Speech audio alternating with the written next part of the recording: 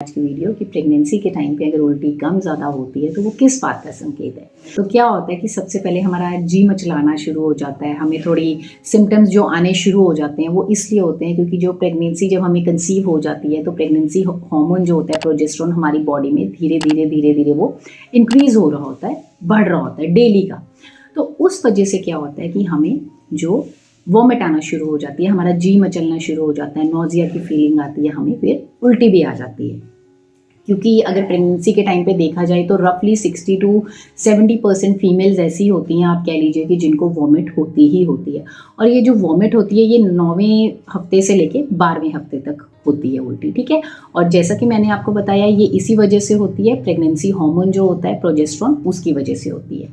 अब क्या होता है कि जब प्रोजेस्टेरोन हार्मोन इंक्रीज हो रहा होता है तो उसकी वजह से एक तो देखिए हमें वॉमिट भी आ रही है, साइड बाय साइड जो हमारी पाचन शक्ति होती है, जो हम डाइजेशन होता है वो स्लो डाउन हो जाता है, वो बहुत टाइम लेता है खाने को पचाने के लिए, ठीक है। तो उस वजह से भी हमारा एसिडिटी हमें बहुत ज़्यादा होती है, हमें यहाँ पे ऐसा लगता है कि बस जलन हो रही है, बहुत ज़्यादा हार्ट बर्न की हमें शिकायत हो रही होती है कि अंदर कुछ हो रहा है ना, एकदम से गर्म आप कह लीजिए, और गंदे से खट्टे खट्टे बर्ब्स आ रहे होते हैं, डकार आ रहे होते हैं। तो ये जो सब चीज़ें होती हैं ये प्रेगनेंसी के ही सिम्टम्स हैं और ये नॉर्मल सिम्टम्स हैं, इनमें कुछ भी घबराने वाली बात नहीं है।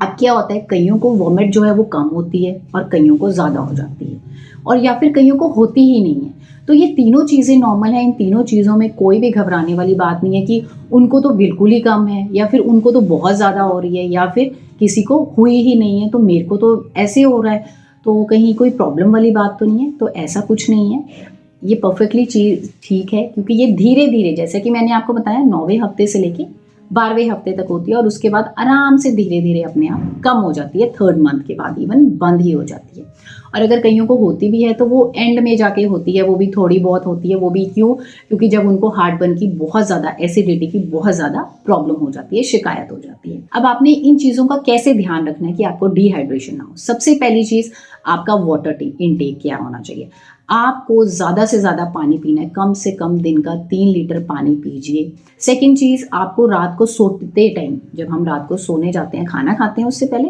तो हमें उस टाइम पे अपना प्रोटीन डाइट ज़्यादा लेना है, क्योंकि उससे क्या होता है, जब हम प्रोटीन डाइट रात के टाइम ज़्यादा लेते हैं तो मॉर्निंग में जो मॉर्निंग सिकनेस होती है, जो एक जी मचलना कह लीजिए या फिर उल्टी कह लीजिए, वो बहुत हद तक कम हो जाती है। एंड साइड बाय साइड आप ये भी कर सकते हैं कि आप रात को दवाई लीजिए वॉमिट की, आप अपने डॉक्टर से कंसल्ट करिए, फिर रात के टाइम दवाई लीजिए। उससे क्या होगा कि आपको मॉर्निंग के टाइम पे